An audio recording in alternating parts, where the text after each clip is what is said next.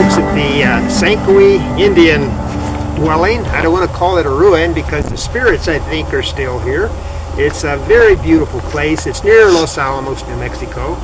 But we're in a location that was actually formed by a volcano that's not too far from here, the Valles Caldera. It's a series of eruptions that took place. As far back as 1.6 million years ago, the very first eruption happened, and followed by another volcano about 1.25 million years ago. Now, both of these were about 50 cubic miles of material evacuated out of that caldera at one time. So a total of about 100 cubic miles. And some of the material that we're looking at, this stuff here, came from there. This is what's called tuff. Very poorly welded tuff. Now, what is tuff? Tuff is pumice that has a lot of impurities in it. Things like sodium and aluminum and potassium and silica. Well, this stuff is very crumbly. That means it's not welded very tightly. But because of that, it's enabled the Indians that used to live here to dig shelters. You can dig this with actually something as simple as this, a piece of a deer antler. It's a bandolier tuff. It's what's called the upper bandolier tuff. And it was eroded probably in that last eruption of 1.25 million years ago. Now think of that. 50 cubic miles. Mount St. Helens was only a quarter, maybe a half a cubic mile by comparison. This volcano threw stuff as far away.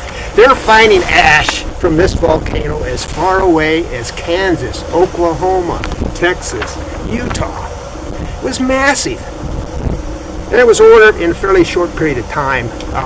We have several geologists that do wonderful tours out there. Now folks, I'm showing this to you as an example of the natural resource. One of the natural resources we have out here is, and not only is it geologically important, but historically important because the Indians came in to get this. But we're not gathering it now.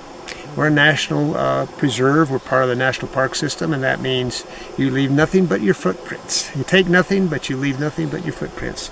So we're going to put this piece back on the ground, and I picked it up just to show as an example. And when you visit these sites, if you want to pick up a piece of obsidian here and look at it and put it back in the same location, if it happens to be an artifact, if you should happen to find an arrowhead or a scraper or something that obviously has been worked by hand by one of the Paleo people or one of the later Puebloans, leave it there.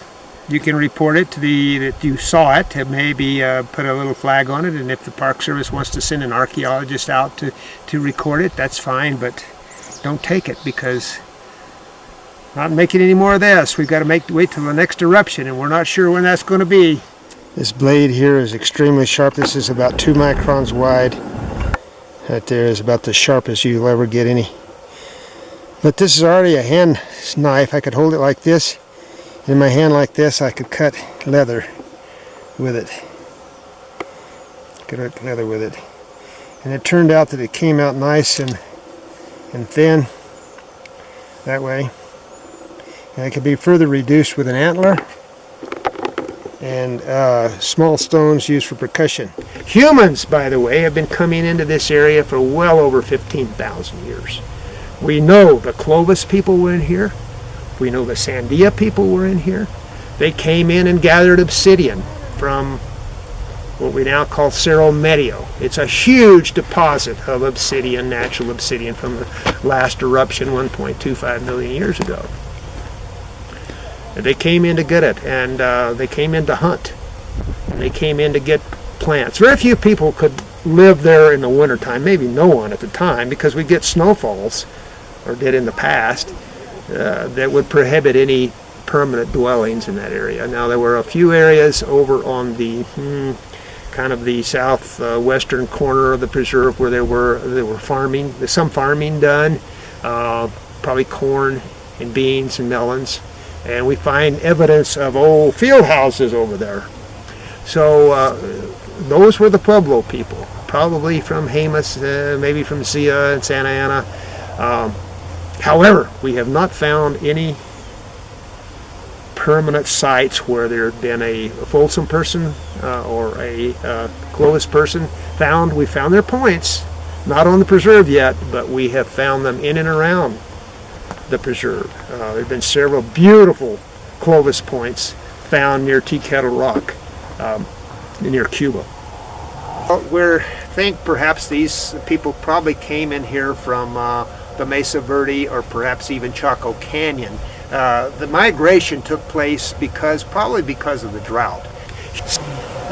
We've had huge amounts of mule deer over the years, and they seem to have done quite well. One thing that happened with the elk in New Mexico, they were totally killed out of New Mexico and Arizona by the turn of the century. By 1900, there were no elk in Arizona or New Mexico, and one species of elk in southeastern Arizona, southwestern New Mexico, the Merriam species, larger than the elk that are here now, they become extinct. So there are no longer any Merriam elk alive. The ones that we have now are the Rocky Mountain elk, but they weren't here either. The state of New Mexico started reintroducing the elk back into New Mexico in around 1913. The Vermejo Ranch was the very first place where they were reintroduced, and Mr. Bartlett, who owned the ranch at that time, brought them in from Yellowstone. Well, the state of New Mexico started reintroducing them shortly after that. They weren't reintroduced into this part of the state, into northern New Mexico, in particular near the Valle Grande. They weren't released exactly on the Valle Grande, very near there, but they started out, I think there were like 47 or 48 that had been brought in from Yellowstone National Park, and they reintroduced them into the Jemez Mountains. It just so happens they were introduced 1 year before my family moved to New Mexico. That was 1948. I remember seeing those elk. The road up in the Jemez was just a dirt road. It wasn't maintained. Very few people lived back there.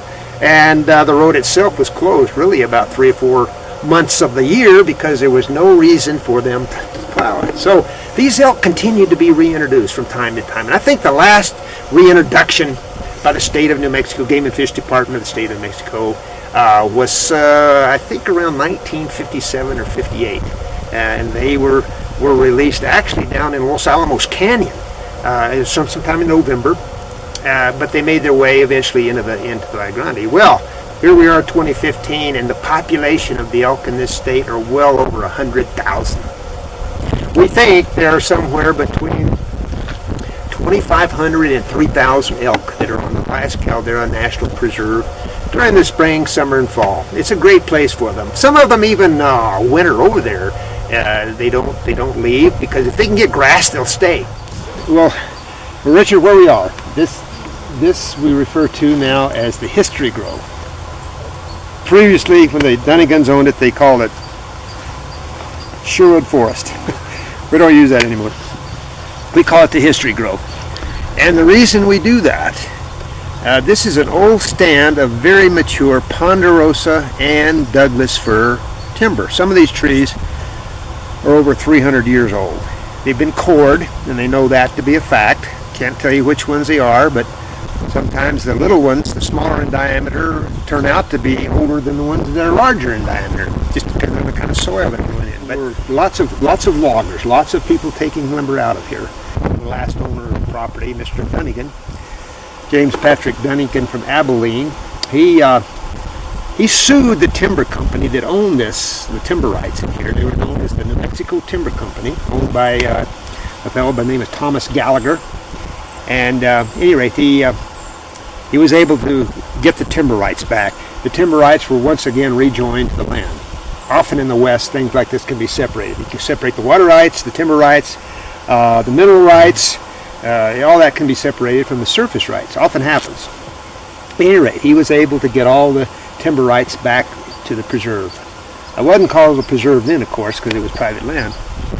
So that's the story of this grove. But I must tell you one thing. This is very important, is because I think this timber in here was scheduled to be cut. They would have cut all these trees before the injunction, the court injunction came about. New Mexico Timber could have cut all of these trees. You see, there was apparently a foreman, some kind of a timber foreman that worked for New Mexico Timber. Name is Yale Weinstein. I think I want everybody to remember that name, Yale Weinstein. He refused to cut. He delayed it long enough for the injunction to take place, and therefore we now have this stand of trees. The old timers used to call it Yale's Grove. They thought so much of him for preserving this. Yale's Grove. Thank you, Yale Weinstein. He's been dead quite a few years. Actually lived in Taos, I understand, a number of years ago, and died within probably the last 5 or 6 years. Would have loved to have met the man.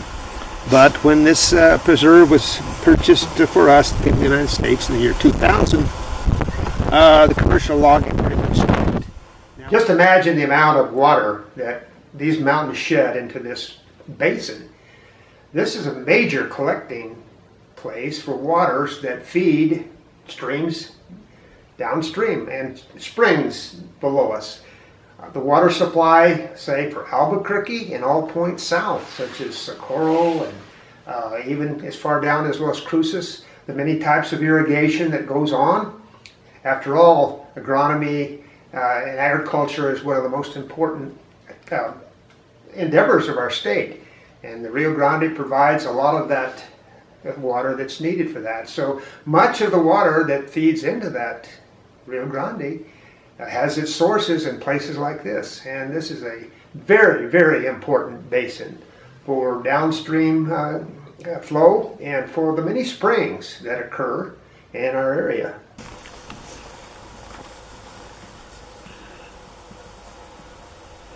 Folks, this is a cabin that was built probably in the mid-90s for the movie called Troublemakers. It was starring Terrence Hill. Terrence Hill starred in several movies out here. One was called Who's Mr. Joseph? Another one that was just plain Mr. Joseph, and then The Troublemakers. And this cabin was built for that first movie, The Troublemakers, and it has since been used in well over a half a dozen other movies, including a commercial. Marlboro was up here one year with 100 horses and running them around all over, and they used this cabin for that. But the most popular one, or probably the one you'd recognize most, is called The Missing, if you remember that, with Tommy Lee Jones and Cate Blanchett. And they filmed the first 30 minutes of that movie was filmed right in this location, using this cabin and some rocks that are not far from here. There was a remake of The Tin Star, was filmed here a couple of years ago. And earlier this year, the last Western made here, I don't know if it's out yet or not, it was called The Valley of Violence. Ethan Hawke was one of the stars in that movie. There have been other set locators within the last month or so that have come up here looking at this cabin for future movies, for future productions. We're told now that we're into August of 2015. In September, next month, we think they're going to be filming 2 movies here. One called Gold, G-O-L-D, Gold, and a remake of The Magnificent Seven.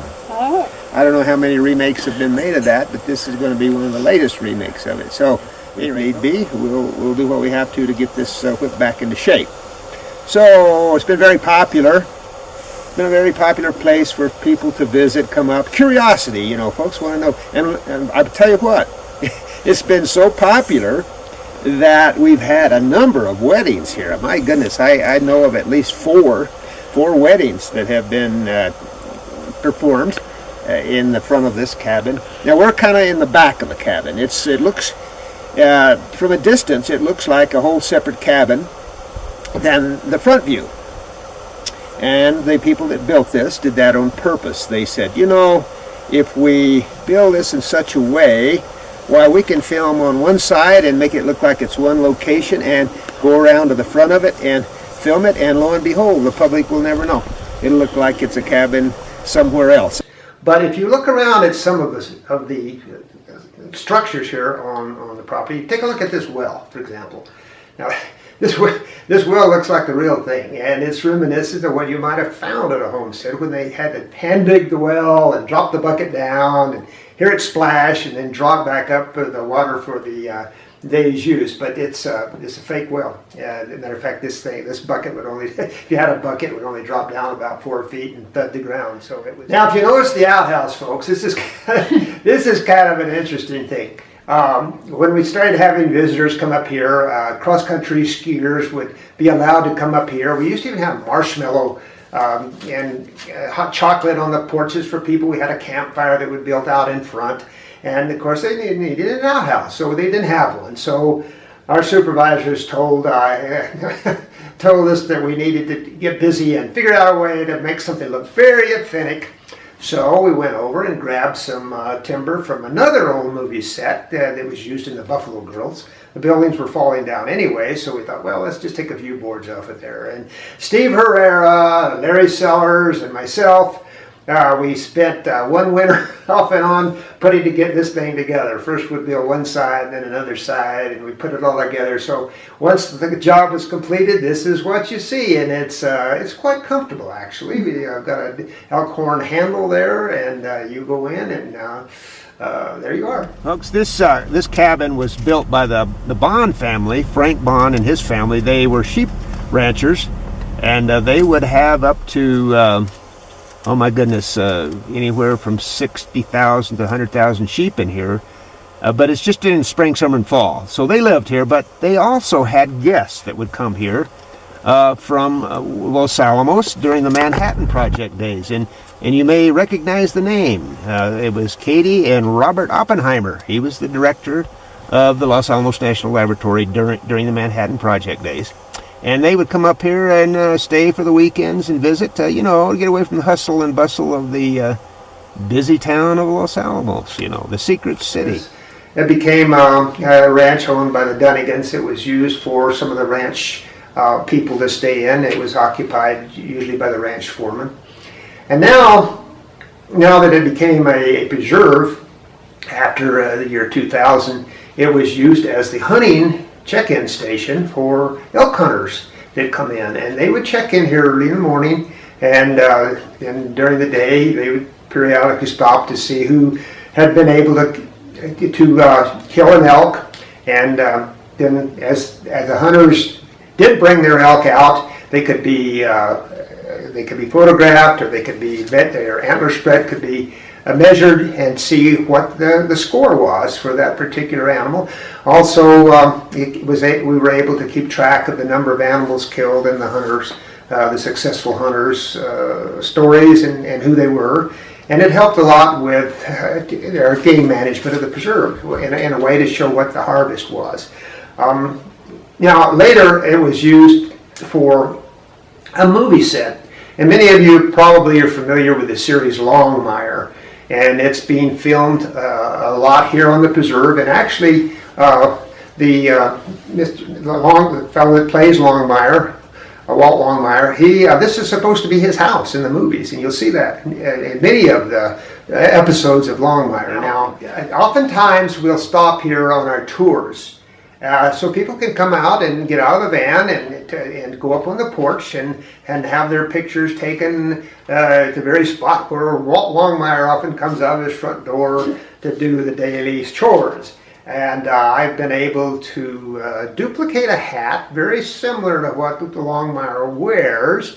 And oftentimes on these tours, I've brought the hat along and have people pose on the porch wearing the Longmire hat, and so they can take pictures and brag to their friends if they've been there and talk about their experience when they get back to New York City.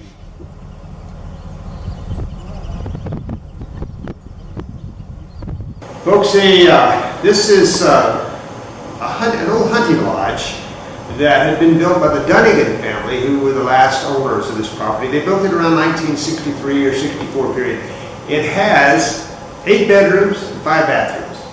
And this was a hunting lodge. They would charge high dollar to hunt elk up here. You know, it would be anywhere, we're told, anywhere from $10,000, perhaps $15,000 per hunter for a quality hunt, and then they would stay here and with all of the comforts that went with this old lodge. And we still use it, actually. It up until recently has been rented for weddings and family reunions and get-togethers and such. But it has an aura to it. It's, you know, it speaks of the 1963-64 era. And recently we had a movie production company come up here to look at the interior of this. They're getting ready to make some kind of a movie that has Yellowstone in its title. I don't know much about it. They just wanted to look at it and see what it'd be like. But it's a very comfortable place. It's actually the best structure that we have here on the Valles Caldera National Preserve. Now that we are going to be under the custodianship of the National Park Service as of October 1st, 2015, they will be applying their philosophy to the management of the place, and their philosophy is good.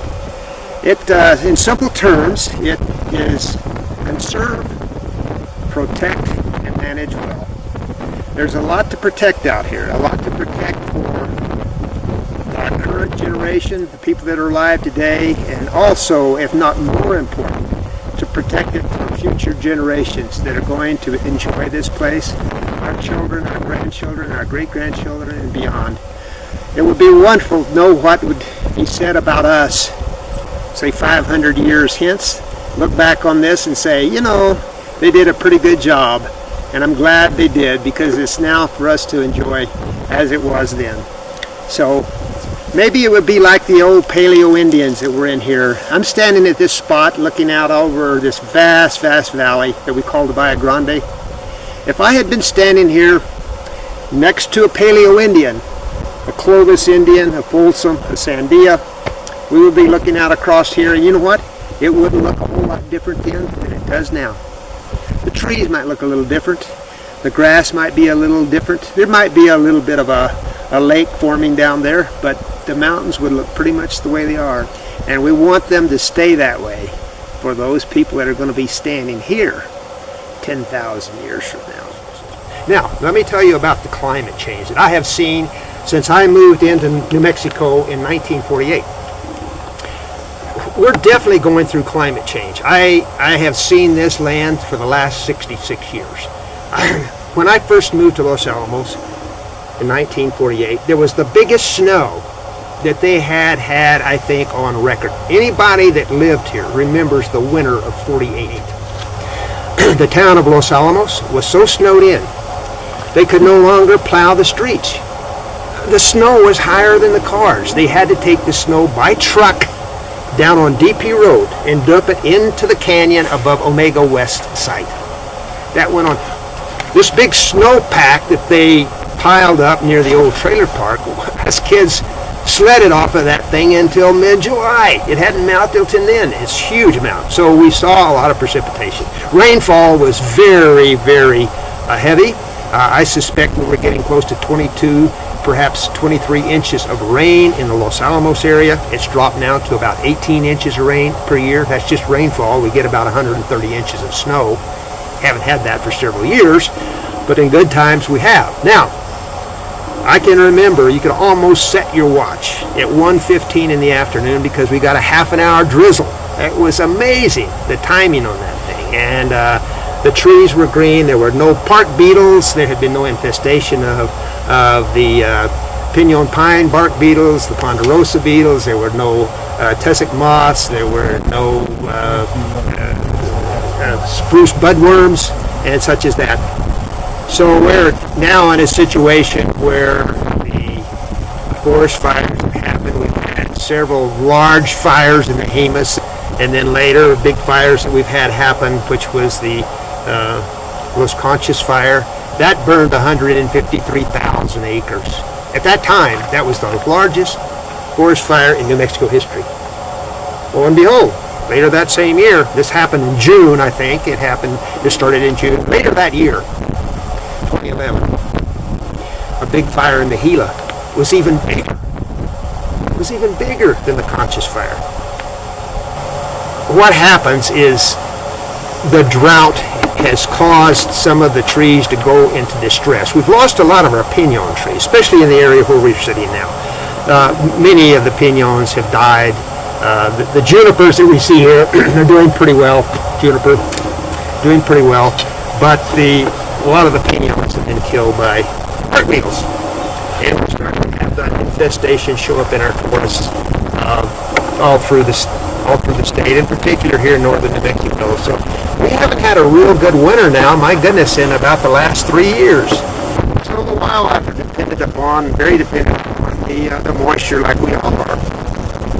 We're all striving to make a go in this country, both human and animals, and it's a wonderful place to be, but it can also be very unforgiving, especially in drought conditions. We see that in tree rings. We know that some of these droughts have lasted upwards of 25 and 30 years. Some of the reasons why the Pueblo people, who now live along the Rio Grande, mostly the Pueblos, had to move from time to time and migrate from place to place because of the lack of water. Why, there was huge civilizations up in Mesa Verde, the Chaco Canyon, massive amounts of stonework and effort put into building those structures. For some reason they had to leave, and it's probably because of drought. Right. Well, this ranch was under the custodianship, if you will, of the Department of Agriculture, the U.S. Forest Service. We were expected to do certain things. The most important thing we were expected to do is to protect the natural resources and the human resources as well as the historical context of this preserve. Open it up as much as we could for winter activities, summer activities. We wanted to continue with the hunting program. We wanted that to be a safe operation. We wanted the fishing program to continue, which we did. We were also expected to maintain this as a working ranch. That was one of the things that when this was first purchased, it was a historical place, and they wanted it to continue as a living museum, I guess, if you will. And so we were expected to continue to have our cattle grazing, and in some years we had as many as 2,000. Other years, one year we only had 200. This year, 2015, we have around 800 head of cattle. And so these don't belong to the preserve, by the way. These are cattle that belong to private individuals, and they come in. They pay us a certain amount per head per month, and that was another way that we had of raising money for the preserve. Because after all, one of the things that we had to do is, and one of the hardest things I might say, is financial subsistence. We were supposed to make as much money as it cost to operate the place. Well, our budget was somewhere in the vicinity of $3 to $3.5 million per year, and one year we almost made $1 million. I understand from the management, from activities like hiking, winter activities, snowshoeing, cross-country skiing, cattle raising. The big money maker was the hunting activity. The elk hunts would bring in somewhere in the vicinity of $300 to $350,000 a year. That went into the coffers. We got to use that. We didn't have to send it back to Washington to be redistributed. So now that we're going to become part of the National Park Service, and by October 1, 2015, it will be totally under the custodianship now of the National Park Service, Department of Interior. We understand that this place will still be operated as a preserve. Under that definition, I understand that it means we can continue on with the same things that we've been doing. We'll have our winter activities, we'll have our hunting programs, we'll have our grazing programs, and things will remain pretty much the same. However, there are times when people come up here and they bring their groceries with them, and they leave what's left over from their groceries behind. At campsites, they leave fires unattended have not been put out properly. The wind comes up and will start the coals to be blown into the pine needles, and we've had a number of smaller forest fires started by careless campers leaving unattended fires. So the problem is, I think the population has increased, but the education of how to behave in the outdoors has not. We see an increased amount of stuff thrown from car windows. Every year, the people from Jemez Springs get together and they patrol during Earth Day the highways on both sides for many miles and pick up load after pickup load of trash that have been thrown out just over 1 year's time. And it's sad to see this. It's sad to see people leave graffiti behind on rocks, chopping on trees with their axes in such a way that it will kill a tree eventually. Just uneducated, uncaring behavior on a minority of people. I wanted to tell you something in the words of an old cowboy poet, and I'm sorry I don't remember his name, but it goes like this. These old mountains have too many lovers, and they can't all be true. And when people don't treat them like ladies, what's an old flame like me going to do?